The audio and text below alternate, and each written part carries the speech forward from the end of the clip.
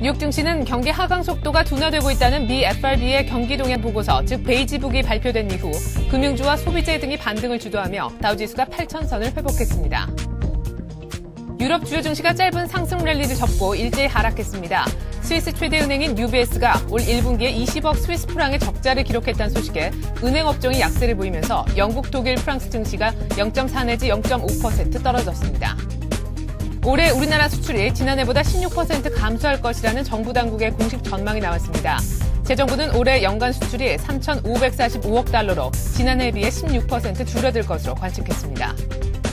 전국 아파트 거래량이 8개월 만에 최고 수준을 기록하면서 부동산 시장의 회복 신호로 받아들여지고 있습니다. 국토해양부는 3월 중 아파트 거래량이 37,398건을 기록해 지난해 7월 이후 8개월 만에 최고 수준이라고 밝혔습니다.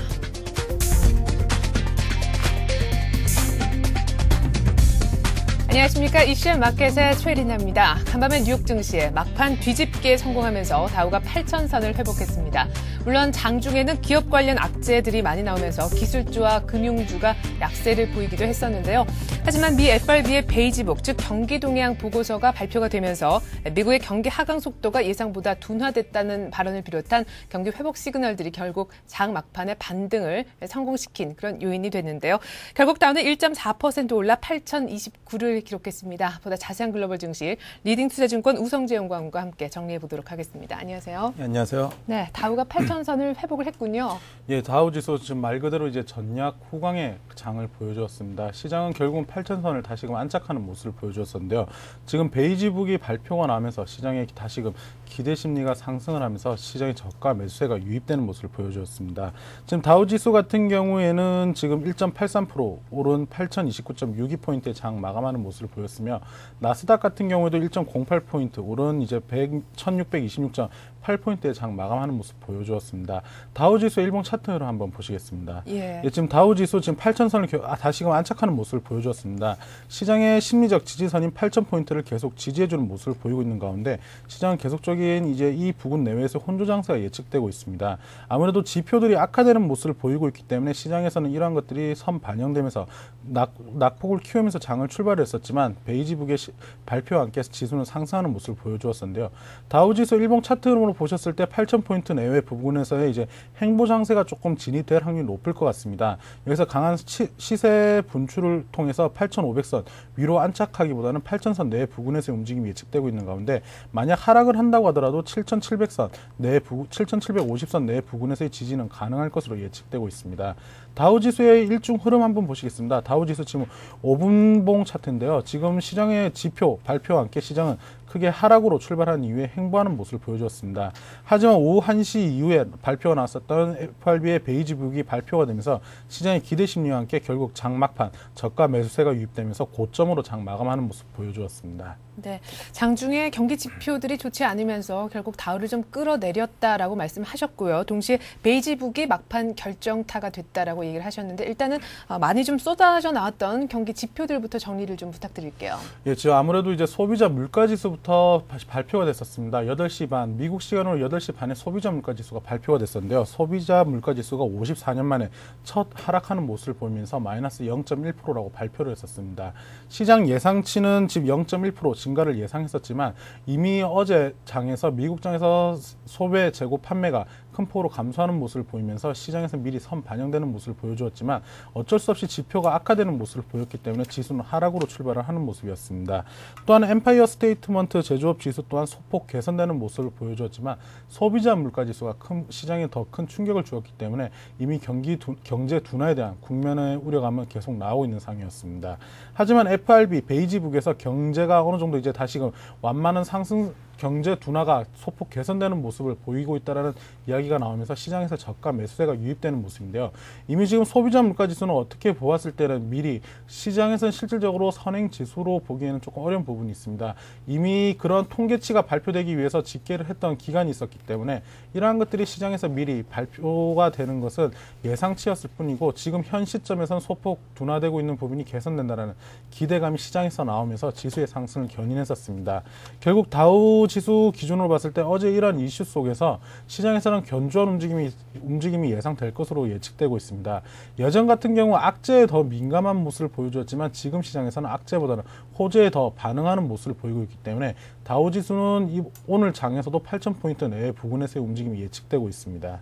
네, 계속해서 8,000선 중심으로 아주 좁은 박스권 예상을 하시는 것 같은데요.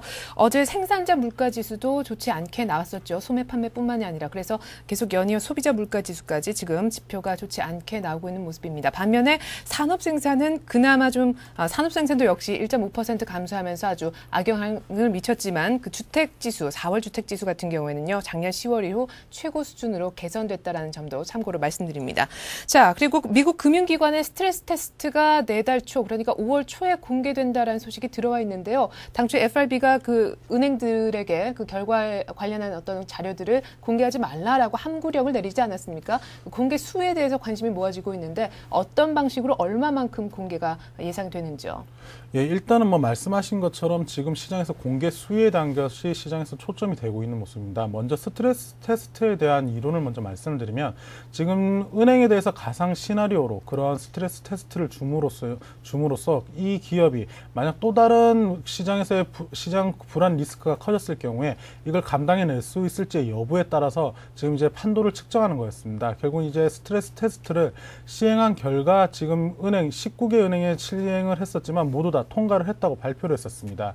하지만 지금 스트레스 테스트 결과가 각 은행마다 지금 차이가 많이 나고 있는 상황이기 때문에 결국 이러한 부분 시장에서는 초점이 맞추어지고 있는 상황입니다. 이미 지금 스트레스 테스트 결과를 4월 중순에 발표하기로 했었지만 실적 발표 시즌과 맞물림으로써 지금 4월 말 혹은 5월 초로 예정한다는 것은 이미 계속적으로 뉴스에서 나왔던 상황입니다. 하지만 지금 다시금 재부각되는 건 시장에서의 자산 평가 방법이 바뀌고 있는 상황에서 이러한 부분이 스트레스 테스트 때문에 바뀌는 건 아닌가에 대한 이제 의혹이 생기고 있는 상황입니다. 지금 골드만삭스 그리고 웰스파고 같은 경우 실적이 좋게 나왔던 이유 중에 하나가 지금 자산 상각 방법을 바꿈으로써 대손 충당금이나 이런 부분에 대한 부실 자산을 어떻게 처리했느냐의 여부에 따라서 지금 순이익이 증가하고 감소할 수 있기 때문에 스트레스 테스트 결과에 따라서 이러한 법안이 나오지 않았냐라는 의혹이 지금 생기고 있는 상황입니다. 결국은 지금 스트레스 테스트 결과는 모두 19개 은행 모두 다 통과를 했다고 하지만 그 저금의 수위와 그리고 공적 자금이 어느 정도 투입되는지에 대해서는 항구령을 내리고 있습니다. 결국은 이러한 것들이 만약 19개 은행 중에서 악화되고 있을 경우 아직까지 투자 심리가 악화되고 있는 상황에서 뱅크런 사태에 대한 우려감 또한 나오고 있기 때문에 시장과 그리고 오바마 정부에서는 이 부분을 어떻게 처리해 나갈지에 대해서 지금 계속 고심하고 있는 상황입니다. 결국은 5월 초 이번 스트레스 테스트 결과가 어떻게 나오냐에 따라서 시장의 또 다른 변곡점이 될 수 있기 때문에 지금 이 부분이 어느 정도 내외 부분에서 될지 여부 그리고 이제 그 정도에서 어떤 상황에서 지금 스트레스 테스트 결과에 대해서 공표를 하는지에 따라서 시장의 움직임은 좀 달라질 수 있기 때문에 이런 부분을 염두하시고 시장에 접근을 하셔야겠습니다. 네, 지금 시가평가제 완화 때문에요. 지금 은행주 중심의 실적이 그런대로 괜찮게 나오고 있고 또 앞으로 발표될 은행들의 실적 또한 그런대로 괜찮을 것이다라는 전망이 많지만 결정적인 것은 역시나 방금 전에 얘기가 들었던 대로 스트레스 테스트가 공개된 이후에 그 결과 이후에 좀 진짜 모습들이 좀 드러날 것 같습니다. 자, 반면에 유럽은 어제 UBS 어닝 쇼크로 약세를 보였었는데요. 유럽 쪽의 주요 이슈들이 있으면 정리해 주시죠. 예, 지금 말씀하신 것처럼 이제 유럽 쪽에서 나오고 있는 이런 부분, 지금 USB의 어닝 쇼크가 나온 것들이 유럽에서는 큰 영향을 미치는 모습이었습니다. 결국은 유럽은 하락으로 장 마감하는 모습을 보여줬었는데요. 지금 유럽 경기는 그렇게 좋지 않은 모습을 계속적으로 나오고 있는 상황입니다. 지금 현재 독일에서의 지금 이슈가 어제는 가장 많이 나왔었는데 독일 도매자 물가지수가 전년 대비 8%나 급락을 하면서 시장에서는 다시금 충격을 주는 모습을 보여주고 있습니다. 또한 지금 같은 경우 독일의 GDP 성장률을 마이너스 4.9%로 하향 조정을 하면서 독일에 있는 경제가 많이 침체되고 있다는 이야기가 나오고 있습니다. 또한 이제 UBS 같은 경우에도 지금 어닝 쇼크가 나오고 있지만 유럽계 은행들에 대한 적자 부실에 대한 우려감이 다시금 증폭되고 있기 때문에 이러한 부분을 좀 더 참고하시면서 시장에 접근을 하셔야 될 것 같습니다. 결국은 지금 ECB에서는 금리 인하 여부를 두고 지금 계속적으로 논점이 생기고 있는 상황인데요. 독일에서는 지금 이제 금리 인하를 하지 않고 은행에 지금 공적 자금을 투입하든 새로운 은행 쪽에 초점을 맞추고 그 시장은 움직여야 된다고 보고 있지만 다른 ECB 이사들은 지금 금리 인하가 가장 좋은 방안이라는 이야기를 하고 있습니다. 결국은 지금 ECB 금리가 1%대인데 1%를 에서 더 이상 인하할지 여부에 따라서 유럽 시장은 좀 달라질 것 같습니다. 결국은 유럽 시장 지금 아직까지 안 좋은 상황에서 계속적인 침체 국면에 지금 진입해 있는 상황에서 탈피보다는 지금 내에서 어떠한 개선책과 타결책이 나와야 된다는 게 가장 중요한 포인트인데 지금 시장에서는 아직까지 그러한 것을 찾기 위한 방안이 나오고 있지 않는 상황이기 때문에 이러한 부분이 어떻게 해결되는지에 따라서 유럽 시장 또한 동반 강세로 갈 수 있을지 아니면 지금 이 자리 내의 부분에서 횡보할지가 나타날 것으로 예측되고 있습니다. 네, 지금 유럽 쪽은 기준금리 인하 여부 때문에도 지금 말이 많지만요. 들어온 소식들 보니까 또 뉴욕타임스가요. 영국이 다시 IMF에 구제 금융을 요청하게 되나라는 소식이 들어와 있습니다. 영국의 올해 재정 적자가 GDP의 11%까지 불어날 수 있다라는 근거였습니다. 네, 이렇게 해서 글로벌 증시까지 정리를 해봤습니다. 리딩투자증권 우성재 연구원과 함께했습니다. 말씀 고맙습니다. 네, 고맙습니다.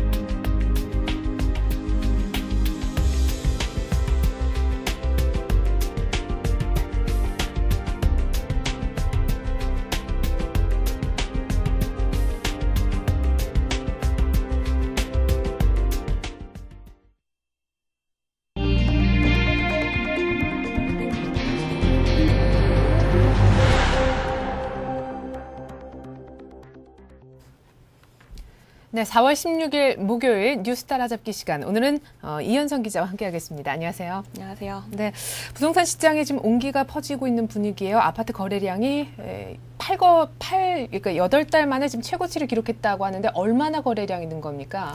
예, 지금 아파트 거래량이 상당히 큰 폭으로 늘었습니다. 지금 부동산 거래를 볼 때요, 가격이 오르느냐 내리느냐를 보려면 아파트 거래량의 움직임부터 봐야 되는데요. 네. 아파트 값이 오르는 순서가 그렇습니다. 일단 거래량이 늘어나고 거기에 따라서 집 주인들이 부르는 호가가 높아집니다. 그 호가에 따라서 그걸 이제 매입자들이 사게 되면 실거래가가 상승하는 이런 3단계를 밟게 되는데요. 지금 국토해양부가 3월 신고분 아파트 실거래가를 발표했는데 한 30% 정도 전국에서 아파트 거래량이 늘었습니다. 굉장히 큰 폭이고요. 그래프를 먼저 보시면요. 네. 지금 아파트 거래량이 지난달에 37,300건 정도가 되고요. 이게 지금 전월 대비량으로 보면 30% 증가를 한 것이고 지금 2달 연속 굉장히 껑충껑충 뛰어오르는 모습을 볼 수가 있습니다. 그래서 8개월 만에 아까 말씀하셨듯이 최다 기록을 보였고요. 지금 서울 지역만 보면 31%가 증가했고 1, 2월 거래가 급증했던 강남 3구 같은 경우는 다행히 1, 2월, 즉 2월에까지 늘어났던 거래량을 유지하는 수준에서 그쳤습니다. 거래량에 이어서 말씀드렸던 가격 추이를 또 보시면요. 지금 아직 거래량이 증가된 것이 가격까지 넘어가지는 않고 있습니다. 강남 지역 같은 경우는 한두 달 전 상승했던 것이 좀 유지가 되는 모습이고요. 과천, 목동, 용인 같은 소위 버블 7 지역으로 이게 퍼져나가고 있는데요. 단지별로 보면 은마, 그다음에 개포, 주공 1단지 같은 경우 2월보다 오히려 3월 최고가가 약간 낮습니다. 하지만 이제 과천이나 분당, 목동, 이촌 같은 경우를 보면요. 최고 1억 이상 아파트 값이 뛴 것을 볼 수가 있습니다. 정리를 하자면요. 본격적인 상승세로 접어들었다고 보기는 좀 힘들지만 최소한 바닥을 다지고 있는 모습이다. 추가 상승이 가능하겠다 이렇게 볼 수 있을 것 같습니다. 네, 이명박 대통령 취임 이후에 정부가 계속해서 부동산 규제를 좀 풀어왔었는데요. 최근 들어서 부동산 시장이 이처럼 좀 완화되는, 좀 살아나는 그런 분위기가 나타나자 최근에 강남 3구 지역에 대한 투기 지역 해제를 무기한 보류하지 않았습니까? 이렇게 된다면 영영 안 되는 걸 수도 있나요? 정부가 지금 정책 기조를 어떻게 잡아가고 있는지요? 예, 일단 강남 3구가 투기 지역에서 풀리는 데는 상당한 시간이 걸릴 것 같습니다.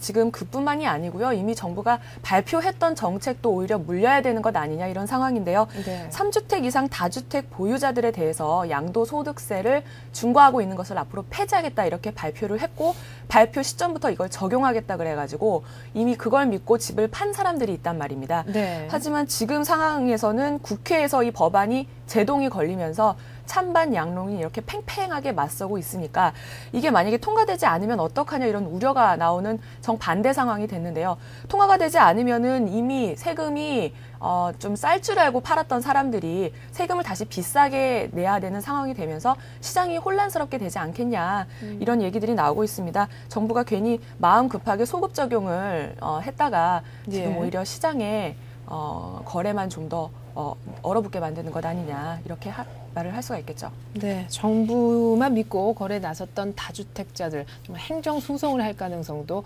있어 보입니다.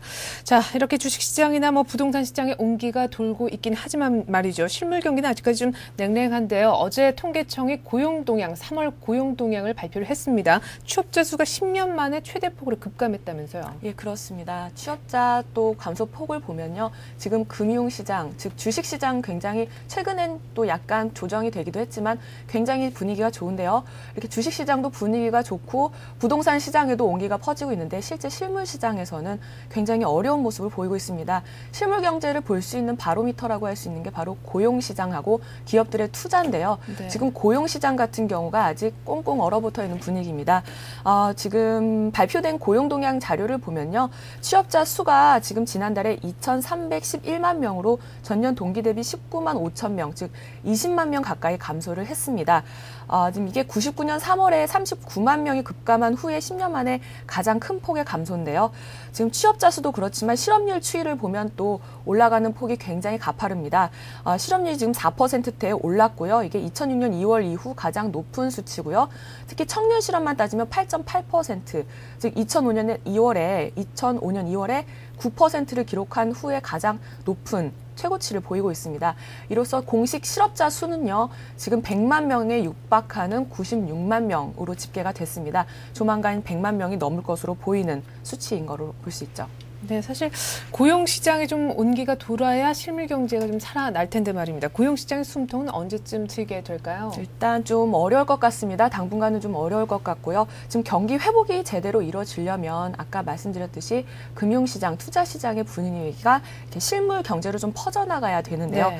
지금 이 순환고리가 연결되지 않으면 다시 부동산 값만 오르고 또 주가만 오르고 이러면서 이게 또 다른 거품을 만들고 다시 전체적인 경제는 더 어렵게 만드는 상황으로 연결이 될 수가 있거든요.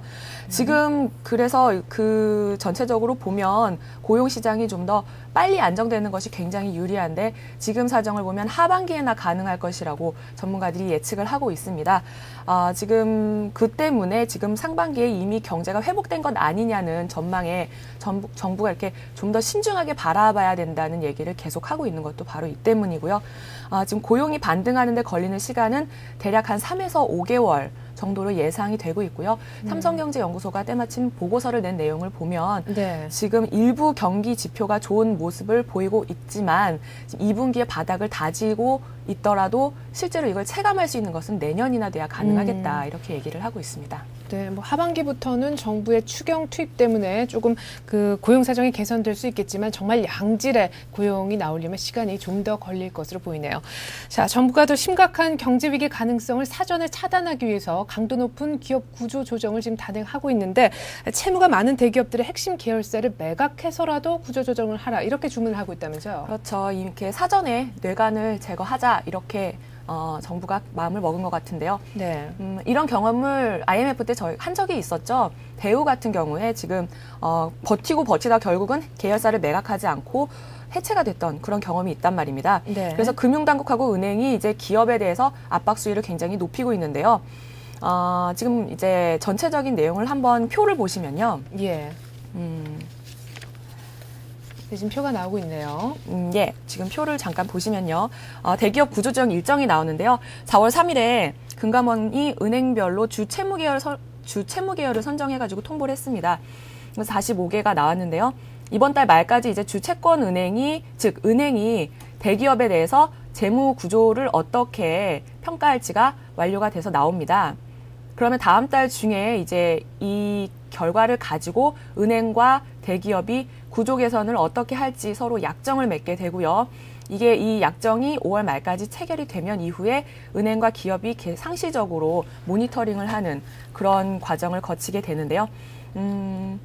이제 대기업 구조조정이 완성이 돼야지 결과적으로는 경제 위기도 극복을 더 쉽게 할 수 있지 않겠냐.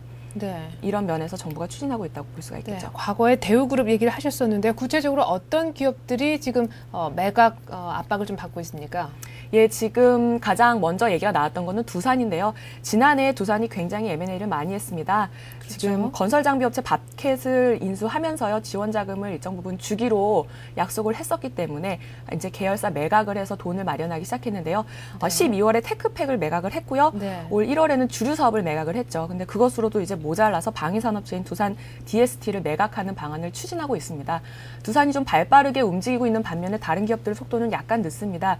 지금 얘기가 이제 가장 먼저 나오고 있는 게 동부 하이텍인데요. 네. 산업은행과 동부 하이텍이 서로 이제 MOU를 맺어가지고 핵심 계열사인 동부 메탈을 1조 원에 매각하기로 이렇게 약속을 했거든요. 이게 이제 5월 달에 결과가 나오고요.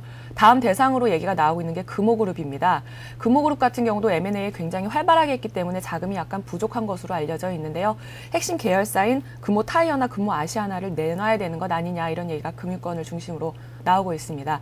하지만 지금 금호그룹 같은 경우는 지금 약간 소극적인 모습을 보이고 있고요. 금호그룹뿐 아니라 다른 기업들도 핵심 계열사를 매각하는 것은 약간 꺼리지만 일단 금융권에서 제재가 들어온다고 하니까 그 부분을 무시할 수도 없는 그런 상황입니다. 네, 사실 지금 두산, 동부, 금호, STX 하나와 더불어서 최근 들어 그 재무 리스크가 좀 걷어졌다 하는 인식 때문에 주가가 상당히 지주회사 쪽으로 좀 좋은 분위기인데요. 만약 이렇게 핵심 계열사까지 매각하고 그런다면 좀 더 장기적으로는 체질이 좀 더 개선되지 않을까 싶습니다. 자, 이번엔 나라 밖으로 시선을 좀 돌려보고 싶은데요. 월가에서는 외환 트레이더들이 말이죠. 글로벌 경기 회복을 베팅하는 그런 경우가 지금 늘고 있다고 하는데 그렇게 본다면 리먼 사태 이후에 조금 주춤했던 캐리 트레이드가 다시 시작된다 이렇게 볼 수도 있는 건가요? 예, 그렇습니다. 지금 캐리 트레이드가 다시 월가를 중심으로 살아날 움직임을 보이고 있는데요. 캐리 트레이드라고 하면 일단 그 용어부터 이해를 하셔야 될 것 같은데 금리가 낮은 국가의 통화를 빌려다가 금리가 높은 국가의 통화에 투자하는 것을 말할 수 있습니다. 예. 지금 이렇게 되면 금리가 싸게 빌려서 비싼 곳에 투자를 하니까 차익이 상당히 남겠죠. 네. 지금 이렇게 캐리 트레이드가 살아나는 이유는 한 3가지 정도로 요약을 할 수가 있습니다. 일단 주요 3국 즉 달러, 유로, 엔화가 지금 굉장히 금리가 낮습니다. 정책 금리를 경기를 살리기 위해 인위적으로 낮췄기 때문인데요. 이렇게 차입 비용이 저렴하다 보니까 캐리 트레이드를 하는 바탕이 상당히 잘 갖춰져 있는 상태고요. 두 번째로는 투자 대상 국가, 즉 이머징 국가들의 통화 가치가 최근 들어서 굉장히 안정된 모습을 보이고 있습니다. 아무리 싸게 차입을 하더라도 투자하는 상대 국가가 불안하면 투자를 결정하기가 좀 힘들겠죠. 네. 하지만 최근 보면요. 그럼 해당 국가들의 미래가 좀 더 안정된 상황으로 그렇게 해석이 되면서 금리가 굉장히 낮습니다. 구체적으로 좀 들어가서 보면요. 미국의 금리가 지금 조달 금리가 한 0.25% 정도 되고요. 일본이 0.10%, 그다음에 유로화가 한 1.25% 정도의 차입이 가능합니다. 그럼 0.25에서 1.25%의 차입을 해서 이 돈을 브라질 같은 11.25%의 금리를 주는 국가에 투자를 한다 그러면 그냥 단순히 계산을 해도 한 10% 정도가 남겠죠. 네. 그래서 이렇게 투자를 하는 거고요. 여기에 이제 마지막 3번째 이유를 또 굳이 들자면 경기가 회복되고 있는 것 아니냐 이런 해석이 가능하면서 다시 해외 투자가 좀 활기를 띠지 않겠냐 이렇게 다들 보고 있는 것 같습니다. 블룸버그에서 지금 구체적으로 집계를 해보니까요. 지금 3월 20일부터 4월 10일까지 그 달러, 유로, 엔화를 차입해서 이머징 마켓에 투자해 보니 한 8% 정도 수익이 남더라. 지금 같은 상황에서 상당히 높은 수익률이거든요. 그래서 굉장히 그렇죠. 괜찮은 시장이 열리고 있다 이렇게 해석을 하고 있고요. 하지만 일부에서는 좀 아직 모멘텀이라고 보기 힘들다. 본격적인 경기 회복기에 들지 않았다. 이래서 신중하게 접근해야 된다는 지적도 물론 있습니다. 네, 사실 뭐니 해도 우리가 관심이 가는 건 우리 지금 국내로 들어오고 있는 일본계 자금이 될 텐데요. 최근에 엔고 현상으로 실탄이 풍부해진 일본이 지금 막대한 돈을 들고 우리나라 기업 사냥에 나서고 있죠. 예, 그렇습니다. 지금 일본계 자금이 엔고 현상을 타고 지금 국내로 들어와서 국내 주요 IT 기업들, 중소기업이나 벤처기업들을 이렇게 노리고 있다 이런 얘기가 나오고 있는데요. 지금 일본계 투자회사 KTIC 홀딩스라는 데가요. 최근 들어서 우리나라 기업을 2개나 인수했습니다. 하나는 해운사인 선호상선, 요즘 해운사들 사정이 어려우니까요. 네. 하나 인수했고 그다음에 이제 아파트에 들어가는 홈 네트워크 전문 회사인 르네코를 인수해서 최대 주주가 됐습니다. 지금 이 외에도 일본 상장 기업들이요, 투자 운용사를 설립하거나 펀드를 만드는 경우들이 많이 늘어나고 있는데요. 최근에 우리나라 중소기업이나 IT 벤처 기업들이 자금 사정이 어려우니까 이 기회를 이용해서 일본계 자금들이 투자를 늘리는 것 아니냐 이렇게들 얘기를 하고 있고요. 지금 M&A 가능한 벤처 기업들을 물색 중인 기업들이 좀 있지만 또 반면에 또 여기에 신중해야 된다는 지적, 아까 캐리 트레이드와 마찬가지로요. 이게 일본계 자금이 우리나라로 투자하는 것이 점점 늘어날 것이라고 대세라고 보기는 좀 어렵다는 지적이 많습니다. 네, 이렇게 해서 뉴스 따라잡기 시간, 오늘은 이현성 기자와 함께 있습니다. 이 기자 말씀 잘 들었습니다. 감사합니다.